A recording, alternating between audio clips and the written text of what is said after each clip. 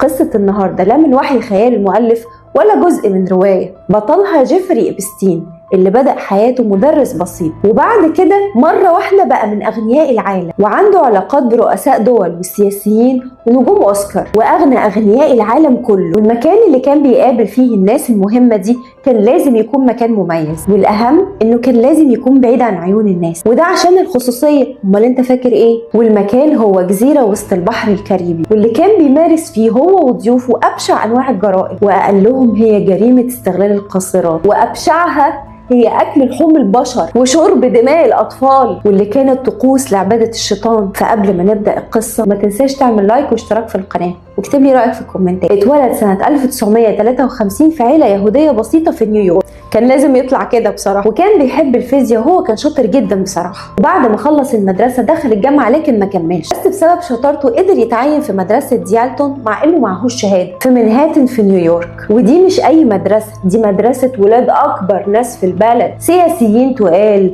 ورجال اعمال من العيار التقيل. ولانه كان عقلية مميزة اتعين في المدرسة سنة 1974 وساب الشغل بعد سنتين. ولانه كان شاطر قوي في تكوين العلاقات اتعرف على حد من اولياء الامور، وده كان مدير بنك استثماري، وهناك اشتغل جيفري إبستين في التحليل المالي. كان بيتعامل مع عملاء كبار، وبسبب ذكائه الكارثي عمل علاقات قوية مع أكبر رجال الأعمال اللي كان عشان يوصل لهم كان لازم يعمل مخالفات كتير في البنك. أمال هيعرفوا ليه؟ عشان سواد عيونه مصالح يا بيه. وبعد كده ساب البنك وراح فتح شركة استشارات لرجال الأعمال، وده عشان يفضل وسط الأغنياء ويقدر يعمل علاقات أكبر. وبعد كده اتعرف على جيسلين ماكسويل سنة 1991 بنت الكاتب الروائي روبرت ماكسويل، وهي عائلة يهودية برضه. واتقال إنه كان عميل لإسراء، ده غير إن إبستين كمان شغال مع عائلة روتشارد اللي كان عميل برضه لإسراء. شم ريحتهم من أول الفيديو. وده كان اسم الحساب البنكي بتاعه على اسم شيطان كنعاني قديم، وابتدوا ركزوا معايا قوي من دلوقتي.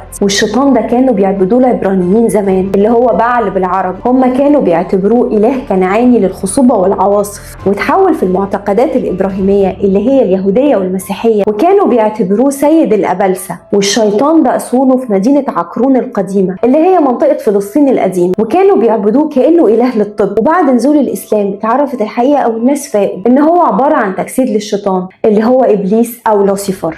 طيب ايه علاقة الشيطان بالحكاية دي؟ هقول لك انا يا سيدي. جيفري بعد ما وصل انه بقى راجل ملياردير وبقى عنده علاقات، اشترى جزيرة اللي قلت لكم عليها اول الفيديو عشان يعمل فيها حفلات لاغنياء العالم واهم السياسيين على مستوى العالم كله. وعشان يعرف يسيطر على الناس المهمة دي كان لازم يصورهم. الجزيرة كلها كانت مليانة كاميرات حتى في الحمامات، والمايكات في كل حته. واللي كانت بتساعده هي جيسلين ماكسويل، واللي كانت مهمتها هي استدراج القاصرات على انهم هيروحوا الجزيره عشان يشتغلوا في المساج، او انهم يقنعوا الضحيه بان هم هيشغلوها موديل في اكبر البراندات. وفي منهم اللي كان بيتخطف وبعد كده يتم السيطره عليهم بالاكراه وتقديمهم لاثرياء العالم. وفضلوا كده لغايه سنه 2008. واحده من الضحايا بلغت الشرطه باللي حصل لها، وبعدها تمت بلاغات كتيره من بنات تانية، وتم اتهام جيفري بكذا تهمه زي اغتصاب القاصرات والاتجار بالبشر. وطبعا واحد زيه بكل علاقاته وفلوسه قدر يسوي اموره وعرف يخرج من كل القضايا اللي كانت ممكن تخليه في السجن 20 سنه، واتحكم عليه ب 18 شهر بس. ومش بس كده، ده كمان كان مسموح ليه ان هو يخرج بره السجن 12 ساعه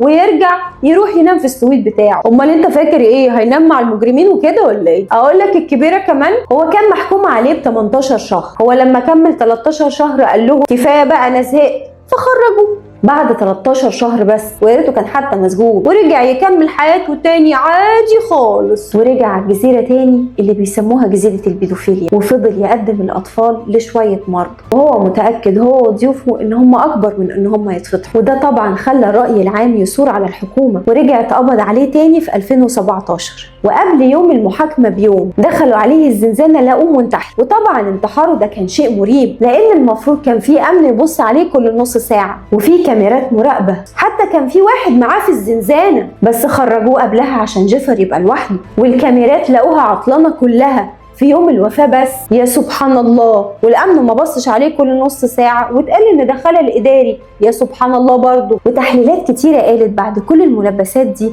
انه اتقتل ما انتحرش، لحد لما وزارة العدل الامريكية في فبراير 2026 اعلنت عن اصدار دفعة ضخمة اكتر من 3 مليون وثيقة عبارة عن صور وملفات وفيديوهات متعلقة بتحقيقات في قضية جيفري إبستين، ملفات وصور وفيديوهات لقوها عنده. شوف معايا الفيديو ده.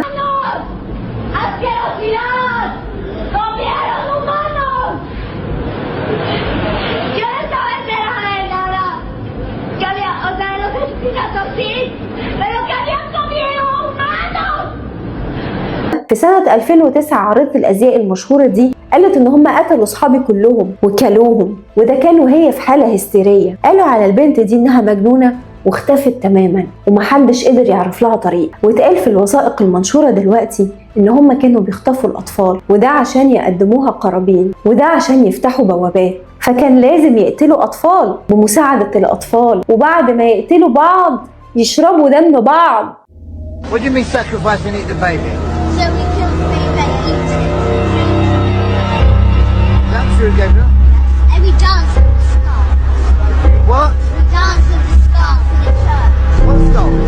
ومن ضمن الوثائق شهادة الشهود في FBI إن هم كانوا في يخت شافوا ناس بتتقطع رجليهم بسيف من غير ما ينزفوا، زي ما يكون السيف ده مسحور. لا ده مش بس كده، دول كمان كانوا بيقطعوا بطن العيال الصغيرة ويخرجوا أمعائهم وياكلوا منها. ايه القرف ده؟ عشان يكملوا الطقوس الشيطانية. وده الكلام ومحطوط فيها الادمن هو بعد، ومش بس بعد، تم استخدام مجموعه كبيره جدا من الاسماء اللي كلها بتدل على اسماء الشياطين، جمله معينه انه احنا بنعبد الشيطان.